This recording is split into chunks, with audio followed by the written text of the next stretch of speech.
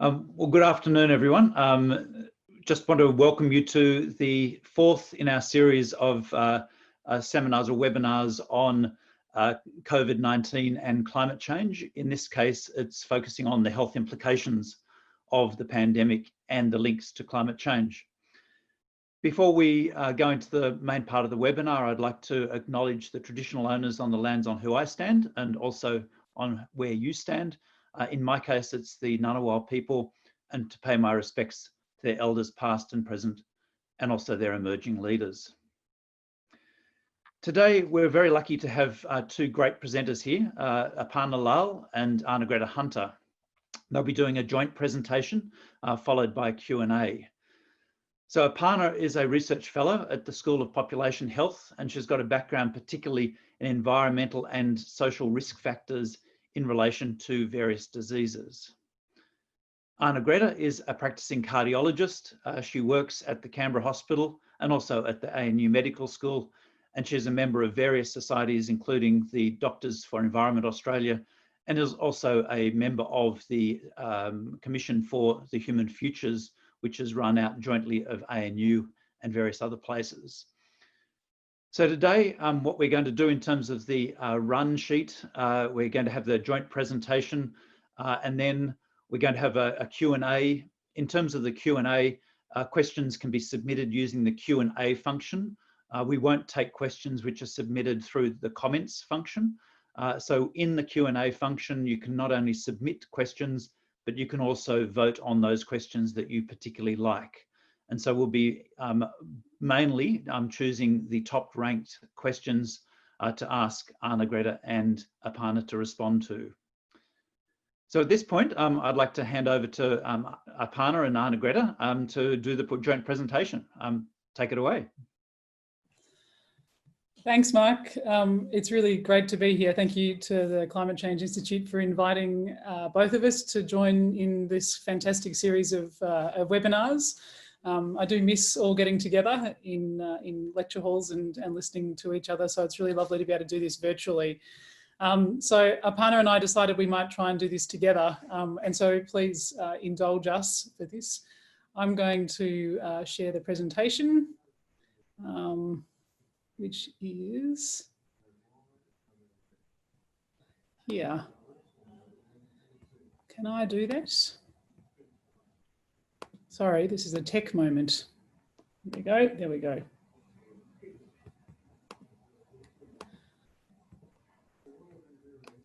So I'd like to start by acknowledging the Ngunnawal people as well. I'm on their land, which was never ceded, and I pay my respects to their leaders, past, present, and emerging.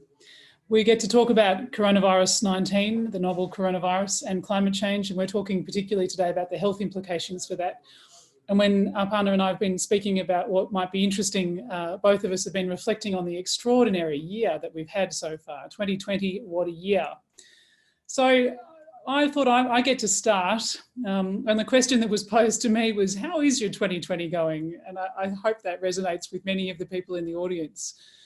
Well, climate change and health has been, it was the opening to our year, wasn't it? And I have to say, for me, 2020 definitely started in 2019, which is a tautology if there's perhaps ever been one. But we know that 2019 was the extraordinary year in terms of climate extremes. We had hotter temperatures, we had essentially very little rain, we had an extraordinarily devastating drought across large parts of Eastern Australia, and that's affecting a large part of the area that we live and work in, as well as the climate in which many of my patients live. And so last year and the summer we've experienced taking us into 2020 was a textbook example of how climate change can affect our health. What sorts of things affect our health? Well, devastating drought affects our health. We know from research over the years that drought has a significant health impact on the health of regional communities, particularly mental health, but also biological indices like blood pressure and heart disease. We had a record-breaking heat wave, and for many of us, our attention to climate change and health was really sharpened in January 2019, 18 months ago, when we had a 3-week heat wave across large parts of Eastern Australia, particularly this area of Canberra that I'm in at the moment. And it really got me thinking about the health impacts of heat as an increasingly important outcome or impact of climate change for our community in Australia. The heat and the drought, of course, took us into a fire season which was of extraordinary scale and duration. Fires that the scale of which we've not seen before, and hopefully it'll be some time before we see again. And the bushfire smoke that, whilst many of us have been working on the ideas of risk from 2019, the absence of water, the extraordinary temperatures, the devastating drought, we didn't predict the smoke, and the smoke was of course a major problem from a health perspective.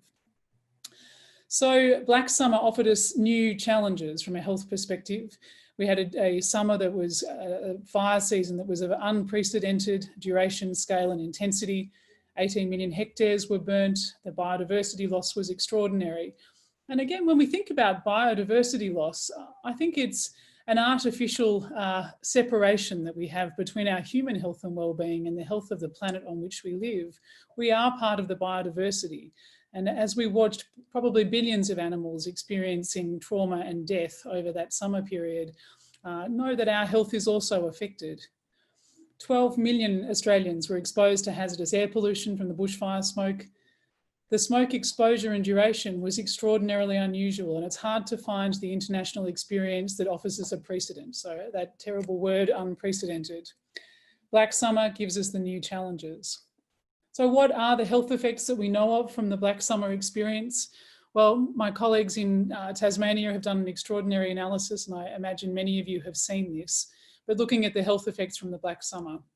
And so the predictions or the estimates that have been made from the health data was that there were, of course, 37 people killed directly by the bushfire experience. And I think we've learnt a lot from the Black Saturday, and I'm extraordinarily impressed by our firefighting teams. That means that we had less people dying directly exposed to fire itself. But about 400, probably more, people died from smoke-related complications. And only a small portion of those people will have attributed those events to the bushfire smoke into the summer. Thousands of people were hospitalised, 12 million people were exposed to hazardous air pollution. And we know from ongoing research, particularly from colleagues here at ANU, that the mental health effects from the bushfires continue to resonate through our communities. Coronavirus adds an extra layer of stress or change for many people. And we've got some great ongoing research here at ANU looking into the long-term health effects from the bushfires, particularly focusing on pregnancy in small children, community lung function after the smoke exposure, the long-term mental health effects, and the heat mortality effect. And so just to go through the data from the Medical Journal and the Tasmanian Health Group, some thousands of people in hospital from cardiovascular causes, so heart attack and stroke, arrhythmias, respiratory causes with chest infections, and emergency department attendants just with asthma. So this is not the full emergency department attendants. And we know that bushfire smoke exposure or high levels of air pollution over a lengthy period of time actually increases a range of health conditions, including things like infections, so urinary tract infections and cellulitis, as well as the chest infection data. So this is probably an underestimate of the full health mortality affected from the bushfire smoke, and yet those numbers are quite amazing. But I'd make a quick comment about heat because it's a personal interest of mine. Heat is the natural event in Australia that has the highest mortality. This is not well reflected in our health data, and with some colleagues we had some of that published in the Lancet earlier this year. In Australia, between a 10-11 year period, there were 1.7 million deaths, and in that 1.7 million death, only a handful, really, a couple of hundred people had cause of death related to high temperatures. Now, on the side here is a graph from Victoria from 2009, from the season that brought us the Black Saturday bushfires. And this was the excess mortality over that period, which was estimated at about 370 excess deaths. This was not attributed to the bushfire smoke, which was less of an issue, but it was actually thought to be strongly related to the increase in temperature.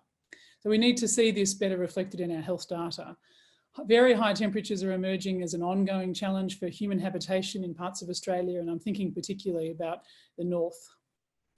So 2020, the year of changes and possibilities of climate change and coronavirus, demonstrating for us the deep interdependence and interrelationship between human health and planetary health. We've learned that caring for our planet can decrease the likelihood of further pandemics, and Aparna is going to go through this in a little more detail. And we've also seen that we can slow and decrease our carbon footprint significantly through our own actions. So things like not flying any longer and changing our patterns of economic behaviour.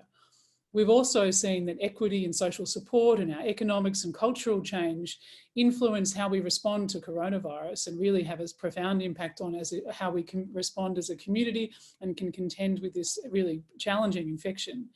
And that gives us a prism through which we can see the solutions to climate change. And if you're looking to do some twittering or social media for today's talk, maybe use this hashtag climate changes health. I think it's a really good one. Just wanted to finish by moving into the coronavirus space in a little vignette that I've told to a few people. This graph down the bottom here is a graph of PM 2.5 around April 5th, April 12th, and this is for the ACT. It's from the Civic Air Quality Monitoring Station here in Canberra. It had been such a long time since I checked out that particular monitoring site, having spent a lot of time on it over last year and over the summer. And so this is what happened at Easter time when our government said, you are facing a major health challenge. Here is a virus which we are worried about. We're worried about getting it out into the community. We're worried about the community transmission. We're worried about how we would cope with the effects of this virus as it goes through our community. Please stay home for your health, for your community's health, for the health and well-being of those around you. Please don't travel, don't go, don't visit your neighbours, don't visit anyone on your street, don't have any family over, stay home. And so this is one of the many surrogate endpoints we might see, is that our PM 2.5 pollution over that period of time was extremely low, largely because our activity was down, and so things like cars, etc., were not being used. And so you can see as we began to increase our activities again, we can see a rise in our PM 2.5, and there's lots of variables that feed into 2.5. It's not an accurate direct measure, but it's an interesting surrogate marker. And so I compare the policy response to the health challenge of coronavirus with this really strong advice over Easter, that Easter holiday, don't go anywhere, stay home. And I contrast this against where I spent, in fact, I wasn't there on New Year's Eve, but I was there a few days beforehand. This is where my family spent New Year's Eve, which is down past Eden on the south coast. And so if you think back to that period around Christmas time and New Year's Eve, where many of us could see smoke, we'd been living with smoke in the ACT and across Eastern Australia for a good month or two at that point in time.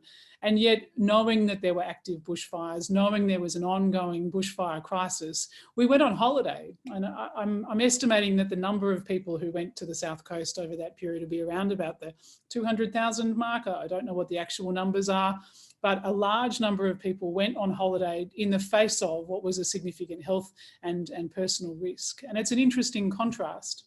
So I'll leave you with that comment. And I'm hoping that's an effective segue into Aparna's discussion about our coronavirus response. How's your year been so far, Aparna? Thanks, Mark and Climate Change Institute for having us today. And I'd also like to begin by acknowledging and celebrating the first Australians on whose lands I live and work, and paying my respect to their elders past, present and emerging. So how has my year been? Sharing the screen.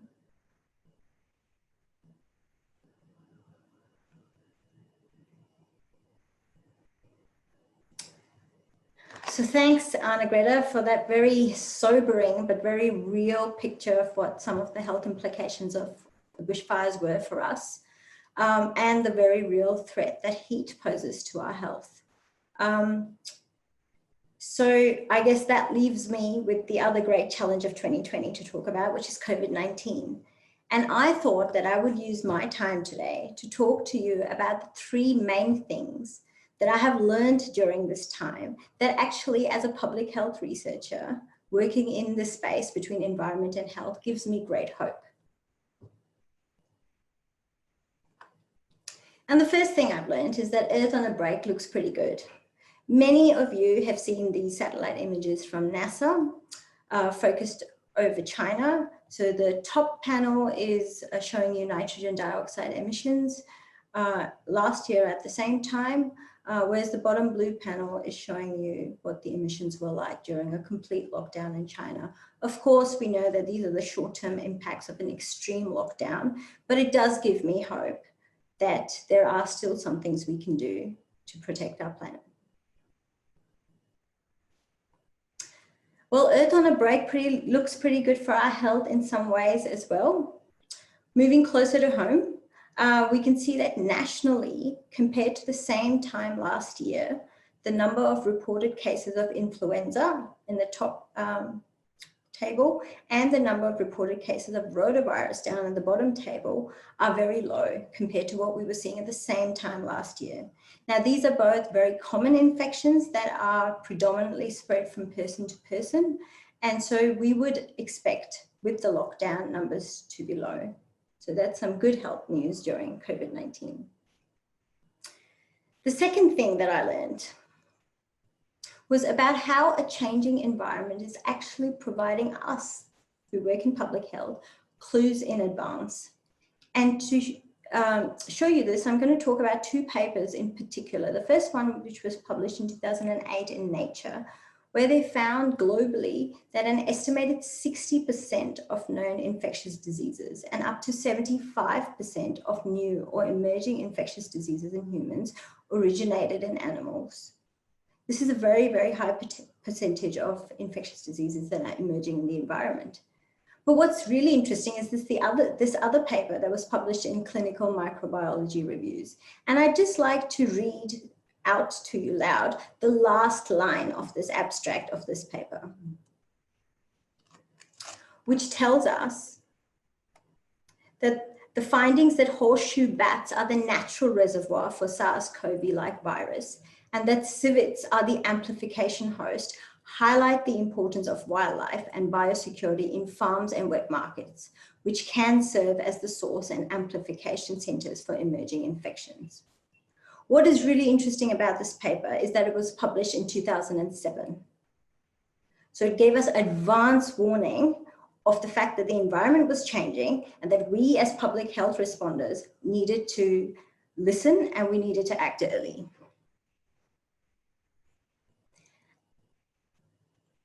And probably the last thing one of my last lessons I'm going to share with you today is about how easy it is during times of crises to work together.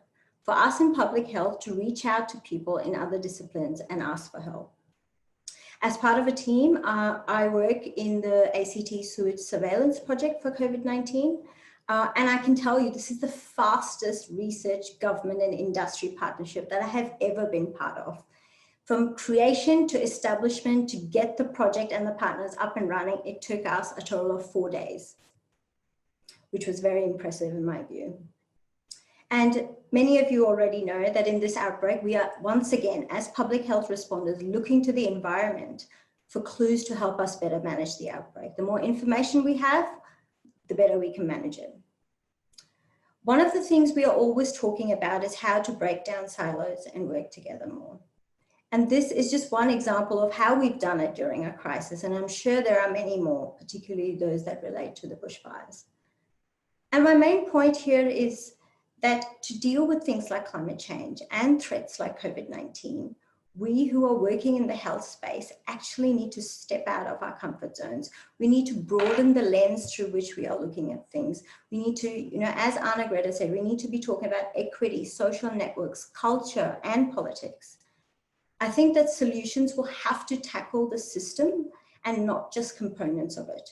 And I think we're doing ourselves a huge disservice if we continue to view human health and the environment as unrelated. So just to finish up, I think we need to protect both our planet and our health. And I don't see one as more important as the other. As a public health researcher, I think they're both equal partners in this space. And I think action on anthropogenic change, which includes climate, but also things like biodiversity loss, loss of habitats for wildlife, has serious benefits for the health of our planet and for all of us, as we can see with this newest outbreak. As I've already alluded to, we have worked together to respond to things like bushfires and COVID-19. Now what we need to do is work together to prevent, whether we're talking about destruction of the environment or whether we're talking about ill health. We need to work together now. And I think now is a really great time to reframe some of the questions that we've been asking so that the solutions that we can come up with are equitable for all people and they're beneficial for the planet. So I am very hopeful. Thank you.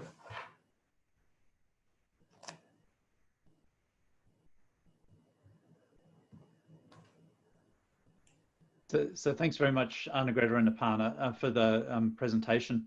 So just sort of thinking a little bit about those links between COVID-19 and climate change. You've started there, Aparna, to touch on a few of the cross learnings, things that we've learnt from our experience over the last several months, including COVID, but also in the sort of fire domain. And so perhaps just reflecting a little bit about how we can take those learnings and apply them so that we have better responses to climate change. So you've mentioned things like equity, so equitable solutions. You've also mentioned speedy responses and cross-disciplinary responses. But thinking across the spectrum, what are the things that we can take forward from this?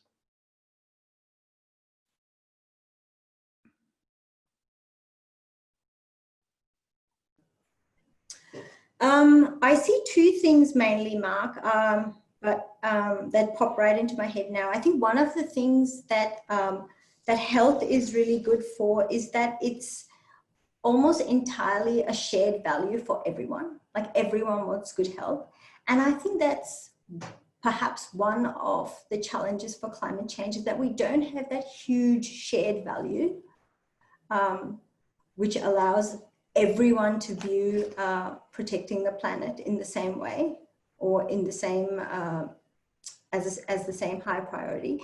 And what's really interesting to me, some of the things I've been reading now is the unintended consequences of lockdown is that many people are beginning to appreciate nature a lot more and they're reconnecting with nature. And I guess I wonder is that the shared value going forward? Is that something that we can all connect on when we're talking about climate change? And I think what the health people, I guess for me, one of the biggest things that I've learned from working on the bushfires and now COVID-19 is something that climate scientists, the environmental people have been doing for a really long time is thinking about the system, which is something that I feel the health people are still just learning how to do. Thanks, Aparna. Arnagretta. Yeah, no, absolutely. Really wise words there. I think the obvious statement to make is that the coronavirus experience has, again, reminded us that taking advice from expertise can be useful and that that's something that we can hopefully translate into the climate change sphere.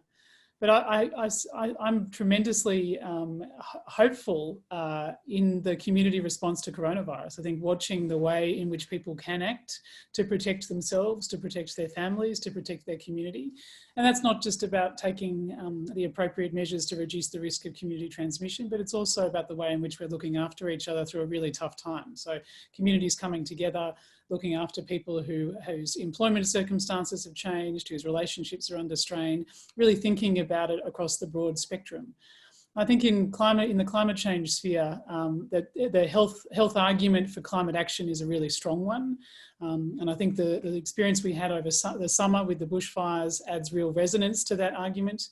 And I'm hoping that we can learn more, and we are learning through the combination of coronavirus and climate change, that using health as a prism of a social solution can be very helpful. So the ideas of the wellbeing economy, or thinking about it through structural changes for the way our economic system works, the way that we look after each other. You know, if we do address issues to do with justice and equity representation, then that actually has flow-on effects and benefits for looking after the planet and looking after the major threat of climate change. I hope. That's my cautious optimism. Thanks, Arnagretta. So we've got plenty of time for questions. So just reminding people, if you have questions that you want answered by our two panelists, put those questions through the Q&A function, not through the chat function. So we won't be getting questions from chat. We'll only be doing that from Q&A. And remember that you can vote on the questions that you like. So the Arnagretta and Aparna, the first question, to paraphrase a little bit, is that we've got government agencies and others push millions of dollars into describing the impacts of drugs and bad food on our health. So, obesogenic foods. But there's very, very little prompting to the population on impacts directly and indirectly relating to climate change that will impact on our health. So that sort of linkage. So there's an asymmetry between those expenditures and the focus. So how can we change this? I can talk about this for a very, very long time, and so please interrupt me when I'm getting to be very boring and repetitious. I'll go for about 2 minutes. I'll go quickly. Look, I think we're appreciating that human health is not just about the biology of a disease. The coronavirus infection on its own is not a sufficient reason for health action. We want to care for our community. That social context is really important. And so the model that I've been working on in my brain, at least, has been that we should approach health and well-being through the biology of disease. We should think about the social context. We know the social determinants of health are tremendously powerful in our health and well-being framework. And should have as much attention as the biology of a particular disease process. But the bit that's missing out of those two elements is the environmental context. And I've been speaking a bit about this over the course of the year, really thinking about that health impact of things like temperature variability. And there's some great questions asking me there about where the research is on this. There is research on things like air pollution and things like temperature variability, on water quality, but it's a really small part of our health research. And so that framework, I'm going to put it out there again, biology, social determinants, environmental context. If we think about health and well-being with those three separate elements to it, and we begin to appreciate the sorts of things that we do in our health industry, in our health context, within the idea of those three elements, then we will, it leads quite naturally to acting on climate change, because our health and our planetary health are deeply intertwined. I can say more. That's okay. Thanks. Well, perhaps, Aparna, before you respond, but that sort of response raises the question for me whether we need a structural change in terms of the way we deal with health at the Commonwealth level and state level. So, for example, we have chief medical officers who are drawn very much from the hard medicine, in a sense, the clinical medicine, etc. Do we actually need to have a chief medical officer dealing with the social determinants? Yeah, so I was part of a conversation over the last couple of weeks thinking about health data. And if you look at a government body like the Australian Institute of Health and Welfare, they do an amazing job at analysing Australia's health data, extraordinary minefield of data. And so that's traditionally through a biological science. It's a disease diagnosis, cardiovascular disease, stroke, heart attack. This is where we get the data that 25% of Australians die from heart disease is coming from that sort of database. That database over the last couple of years, or last decade or more, has, I think, increasingly reflected the social determinants along with that health data, so the biology and the social determinants. And I think there's an increasing awareness within the Department of Health and the Department of Veteran Affairs that involving that broader social context and investing in the broader social context makes a difference to how much money we spend on health. Oh, and it also improves well-being and health outcomes from a patient perspective. So I do think the bit that's probably underdeveloped in that framework is the environmental context, and it is there. The Australian Institute of Health and Welfare analyse things like the overall effects that air pollution has on cardiovascular disease. It's 6% of the fatal myocardial infarcts in Australia in 2018 were attributed to air pollution. And yet we don't probably talk about that as much. So it's not in our medical school curriculum in a dominant way. It's not in our hospital context. We don't think about the potential effects that an increase in overnight temperature would have on the hospital presentations, and how then we might respond to that on a community basis to decrease the rates of hospitalisations with all sorts of different conditions during a heat wave. And so I think it's a really exciting time to have these conversations. I think after the summer we experienced that these things have more resonance in our lives. We've had, as I said, a textbook example of the relationship between environment and health and well-being. And so I'm just encouraging as many people to introduce this into their conversation. I think the time the time for that paradigm shift is probably now. Thanks. Aparna. Thanks, Arnagretta. I think, Mark, in how I would respond to the Chief Health Officer question is I wouldn't, I guess, replace them with someone less clinical, but what I would suggest is having a sort of overarching like steering committee on climate change where they were a part of. I think part of the problem is that they are not introduced early enough to the concept of environmental change and how it impacts health. And I think in order to diversify views, we necessarily want them at the table, but we want them at the table with other environmental people. We don't want to make it a closed health space and a closed environmental space. I think in order for environment and health to become more integrated, one obvious way is through the medical schools, where climate change is still not a big part of the curriculum, and through population health topics. But I think at that top level, there needs to be a bit more fusion between the health and environment domains. Okay. Thanks, Aparna. So the next question from the audience is essentially a view that the arguments often that we have a polarization between a recovering economy versus sustainability, so that they can't go hand in hand. So how do we get health in the forefront of that discussion and to convert it into an and discussion, so it's economy and sustainability? Aparna, do you want to go first? Again, I can talk a lot about this without knowing enough, but I think this is a fascinating question. I think it's going to cut to the core of the challenges that we face with interdependent, interrelated risks, and it probably comes to the work that I do with the Commission for the Human Future.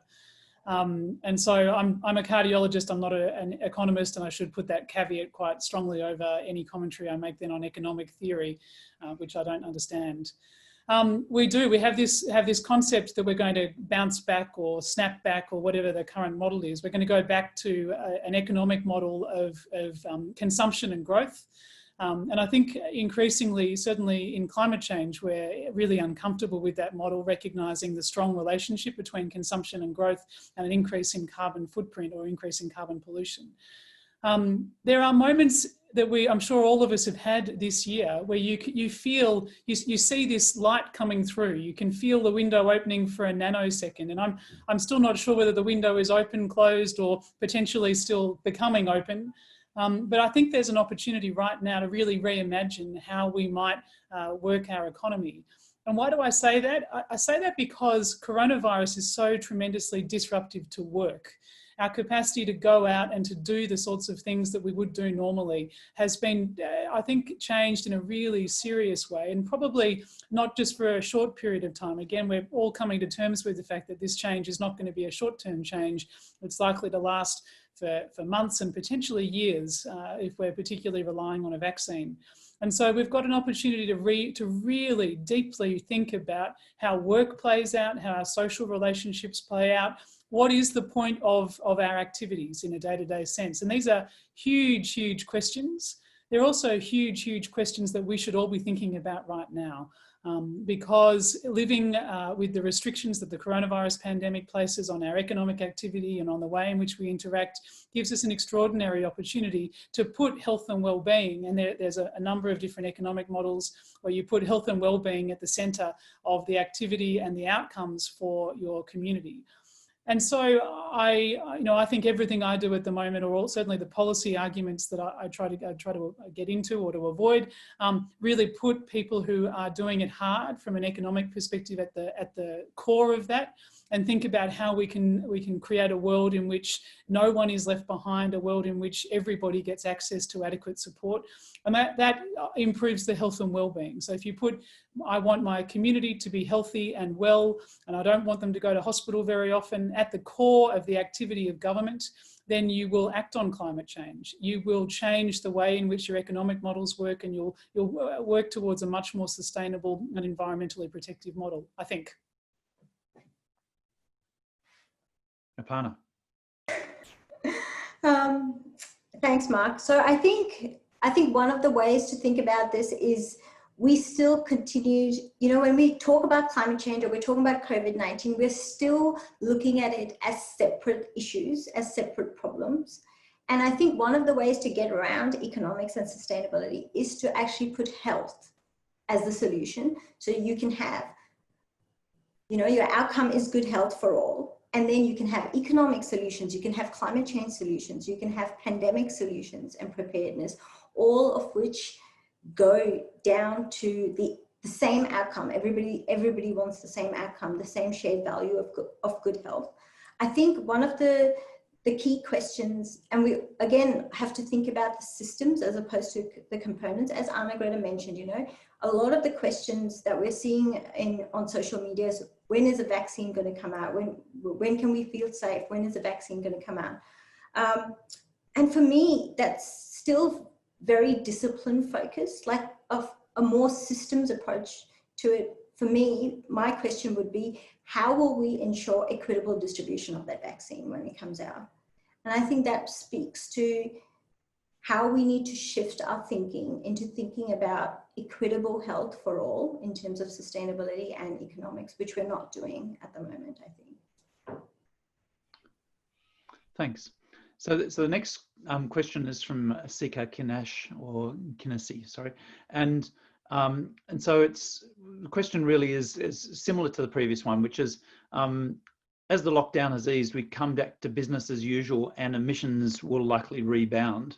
How do you actually keep things going so that the emission reductions keep on going the way they have been? So, you know, a reduction over the last several months. And I recognise that this is not necessarily your area of expertise, either of you. But well, if you're open to just some random commentary on it, I'm going to say similar sorts of things. I think we can make choices at this point in time about the shape that our economic or social recovery has. Whether recovery is the right framework, because recovery suggests that the crisis is over, and yet both the coronavirus crisis and the climate change crisis are a long way from being resolved. And so recognising that we're in the active change phase, and what is Mark's phrase about the rapidity of change, the fact that things will in fact become more different again over the next couple of years, and we should be preparing for that. And so we don't want to go back to business as usual. We don't want a new norm. We actually want to think quite actively about what the future can be and how we can get there. And part of the way that we can do that, putting health and well-being at the centre of our human behaviour, is a great place to start. And that leads you into fantastically interesting conversations about consumption, about how we act on an economic basis, how we interact socially, and what sort of health and well-being, what good health and well-being looks like for our community. And I think that's the opportunity that we have when I see the glimmer of hope through the window, mixed metaphors. Yes, and just to add to that as well, I guess one of the things that has, again, I'm a complete optimist, one of the good things about the lockdown has been that for a lot of government departments, working at home has never been an option for a lot of them. They don't see it as productive or as efficient. And, you know, for the past 4 months, we've seen that it can be done. And now they're actually offering the people who work for them the option of at least working at home for 1 or 2 days a week, which I think is actually a great turnaround, and would be possibly one of the ways in which we can start thinking about active transport, but also no transport on certain days. Yeah, thanks for that, Aparna. And I would probably add the initial reductions in emissions that we've seen over this year, something like 5 to 7%, were really about just changes in behavioural responses. So it's, you know, less driving, etc. But what we haven't seen, apart from the work at home sort of option, is very little structural change. So we haven't seen any fundamental change in terms of the underlying you know, governance models or the underlying financial support for different types of fossil fuel burning activities, nor in terms of our energy systems, you know, a bigger move to renewables, seeing that as a pathway out of the pandemic process. And so without that structural change, we're only going to be limited to very small or marginal changes in greenhouse gas emissions. And so the question then, I think, is, does this sort of epidemic and the response to it give an opportunity to think about structural change, which we haven't done effectively in the past, at least not in Australia. So how do we have, I think they're fantastic observations, Mark. What advice would you give all of us about how to get that conversation going with the most effect? I think it is a multi-level conversation, and the easy thing to do in a sense is talk to those people who you know about the things you can do differently. But that tends to come back to the behavioural change component, and the way to get structural change is talk to government. So talk to your local member through various bodies such as the ones that you're involved in, Arnagretta, put up propositions to government, and including government and opposition in that sense, about, this is a time for change, this is a time to rethink, and also lobby business. Again, this is a period for substantial change for many businesses. We've seen businesses flip from producing one type of product to a completely different type of product. So this is an opportunity for businesses to realign and to rethink. And even just today in the media, we've seen some commentary how the lockdown may actually increase the complexity of Australian manufacturing, because all of a sudden we're actually starting to manufacture things here that previously we've just bought in from overseas. And so, and that was on the back of statistics that Australia's manufacturing complexity is about the worst in the OECD. And that's a long-term trend to, really dumbing down our manufacturing sector in a way. So that's how I'd be thinking about it. You need to sort of push into those different domains. So Mark, just to follow up on that, do you, in the people that you meet, are you hearing stirrings of such conversations happening, and it's just not front and center because we're still responding, or do you not see any movement? There is movement, and there's lots of conversations, and you can go to lots of different media and social media venues where you see these conversations happening. And in some jurisdictions like the EU, it's not just conversations. They've just put this out as a massive, massive program in the EU in terms of how to effectively respond to these joint issues, not to one issue or another, but jointly.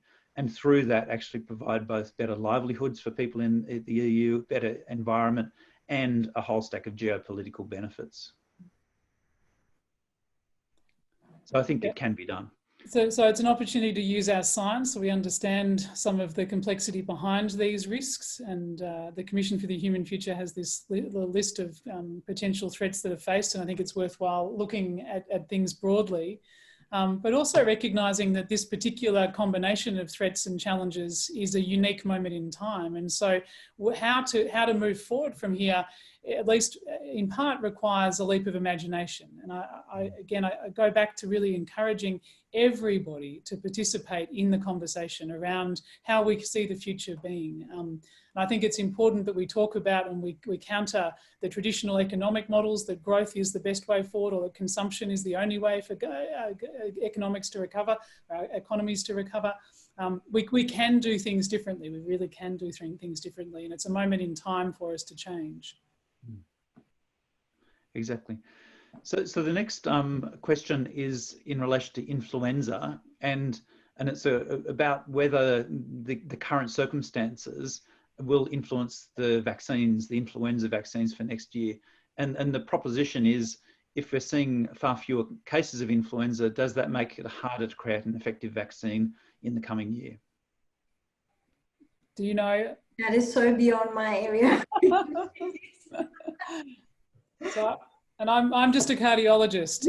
And I know that we've got effective influenza vaccines. I know that each year that we make what is an educated guess around the vaccine that is put out to the general population. And that's usually done on the basis of the patterns of influenza infection across the world.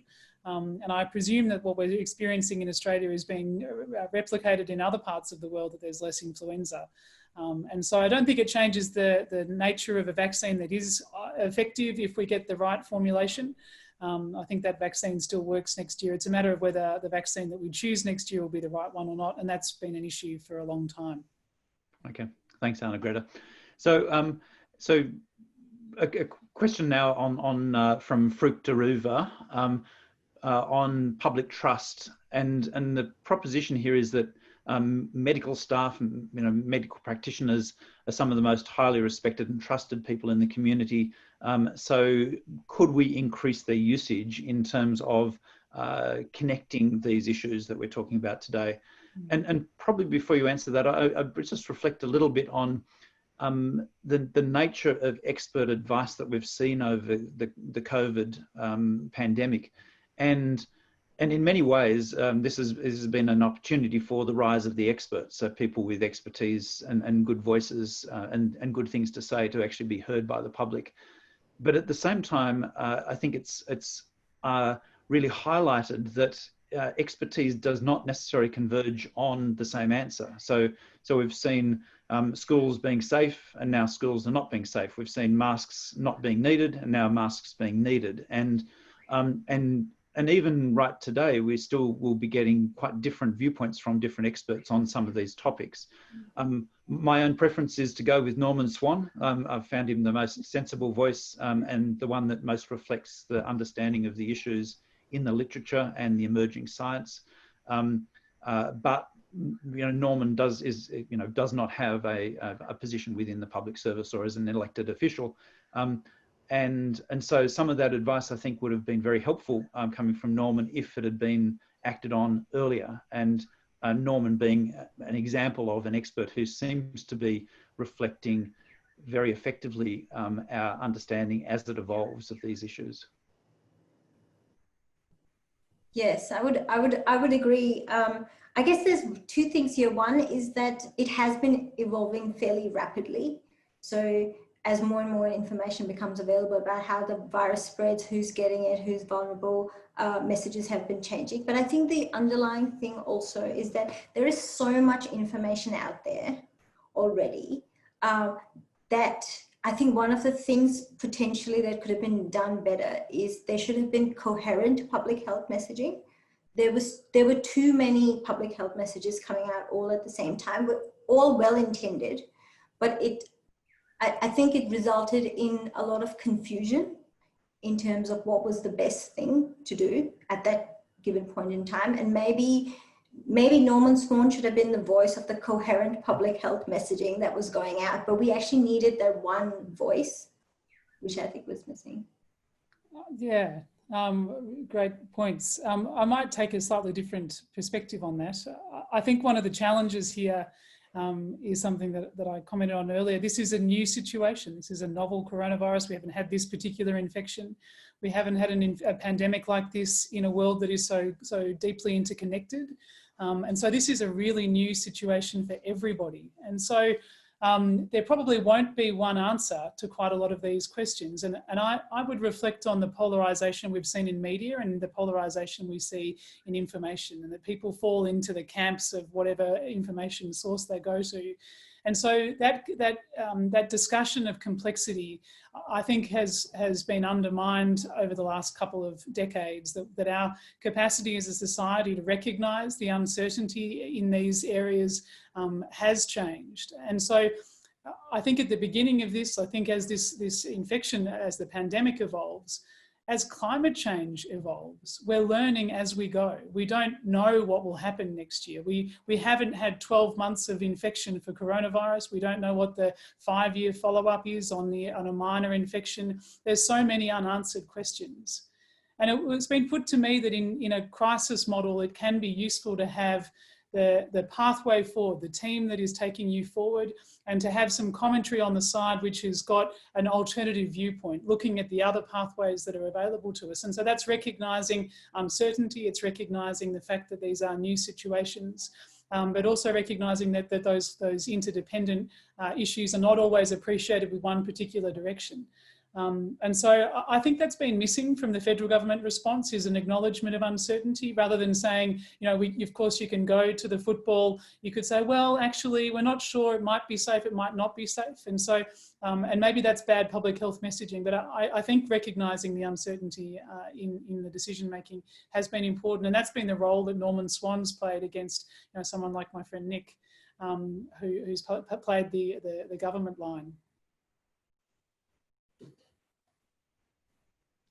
Thanks, Arnagretta. So we've probably got enough time for one more question. And I might just go for one from Lois Wishart, which is just about heat and heat deaths, so particularly Arnagretta.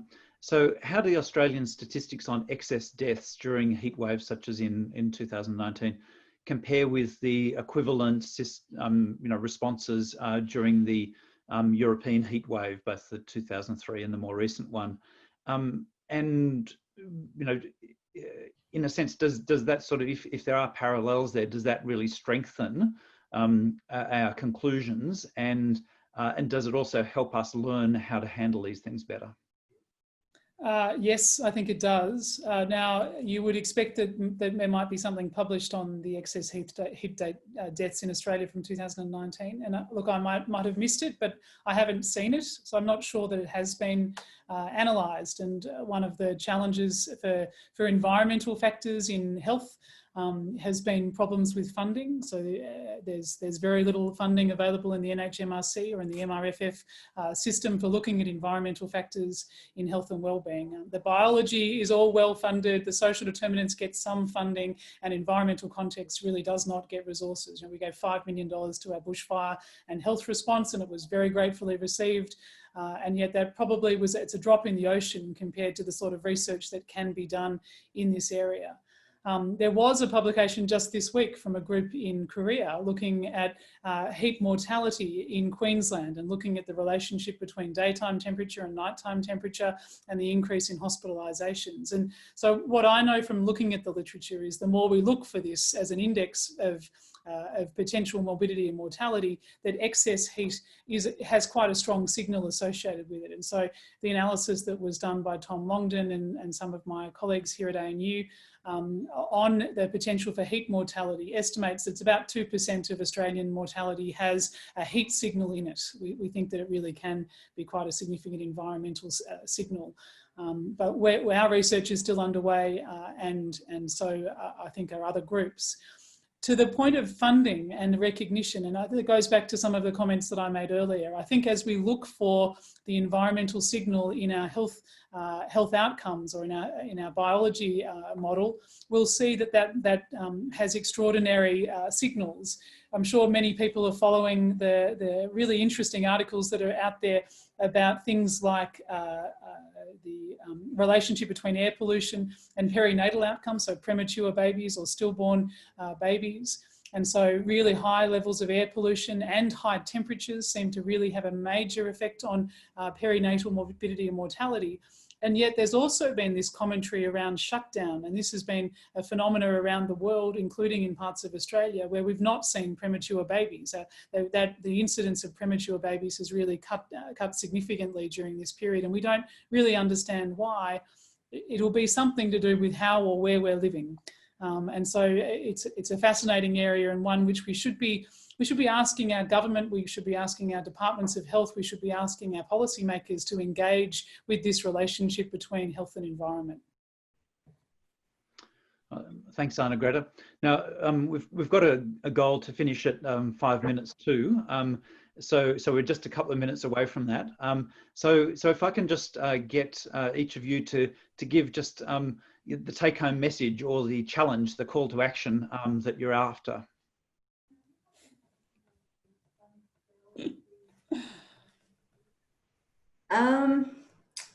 I think my call to action would be that health and environment are both equally important, and that we can't actually look at human health in isolation of the environment. And at the same time, we can't fix problems like climate change and COVID-19 without looking at the health aspect. Thanks, Aparna. And Arnagretta. I thought you'd say that, Aparna. You just do it so well. And so I won't repeat that. I agree completely with everything that you said. This is a time for extraordinary imagination. I think everything is on the table in a way that it wasn't even 6 months ago, 12 months ago, certainly. It's a time for us to think creatively. And if we're thinking our way through the challenges that arise in employment and the way in which we occupy our time, the way in which we care for our families, the way in which we educate our children, those solutions influence our health and well-being. And it's an extraordinary time that we live in, this 2020, the year of possibilities, perhaps. it's an amazing time for us all to be using our imagination. Thanks very much, Arnagretta. That's a great note to end on. And so I'd like to thank virtually both Arnagretta and Aparna for their contributions today.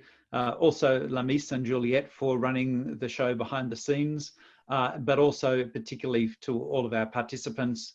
There was over 100 people on the call today, and unfortunately we don't have time to answer the very many good questions that people have sent in, but I think this conversation has been a really good start, but only a start, you know, in terms of that adventurous imagination that Arnagretta was just talking about and how we can put it into practice.